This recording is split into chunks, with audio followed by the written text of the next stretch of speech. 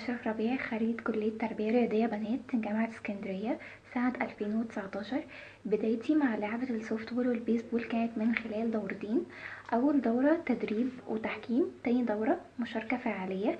اجتزت بفضل الله عليا الدورتين بنجاح، وطبعا بفضل دكتور إبراهيم محمد الشريف، دكتور رضا فرغلي، كابتن رجب المصري، كابتن أحمد يوسف، ان هما قدروا بشكل كبير جدا ان هما يدعمونا في اللعبة، وان هما يوصلونا المعلومة بطريقة مبسطة، وان هما قدروا يحققوا معانا مراكز، ان احنا نشارك في بطولات، ان احنا نشارك في مهرجان.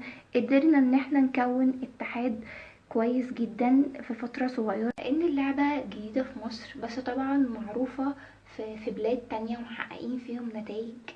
بلاد امريكا، باكستان، الهند، اليابان محققين فيها نتائج.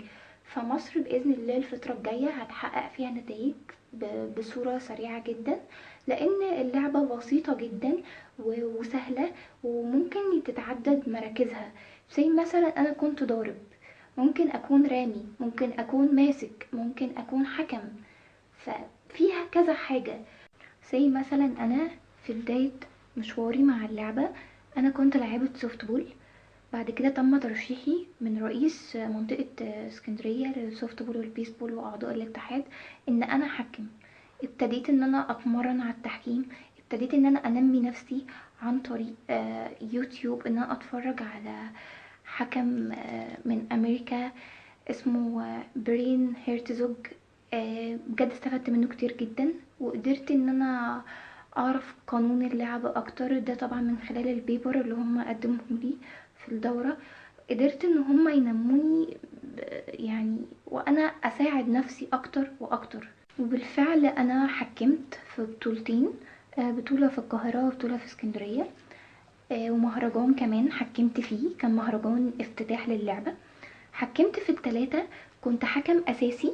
الحمد لله قدرت ان انا اكون عند حسن اختيارهم ليا، قدرت ان انا اكون قد المسؤولية، قدرت ان انا اكون فير جدا في قراري، قدرت ان انا ادير مباراة بشكل سليم بشكل صحيح بدون اي تداخل من اي طرف ما في المباراة.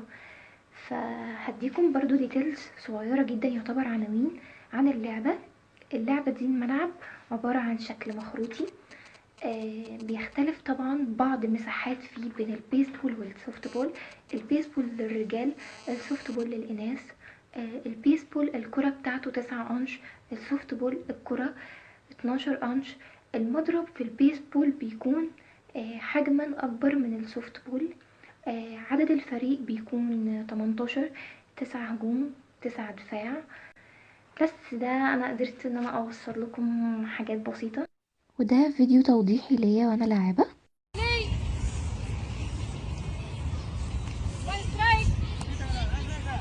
ده فيديو توضيحي ليا وانا بحكم.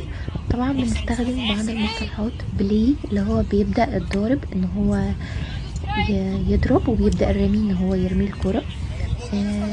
وان سترايك ده بيكون زي انذار للاعب، وان بول بيكون انذار للرمي او خروج اللعب. ودي الادوات المستخدمة في اللعبة. اتمنى الدعم وان احنا نشارك في اللعبة.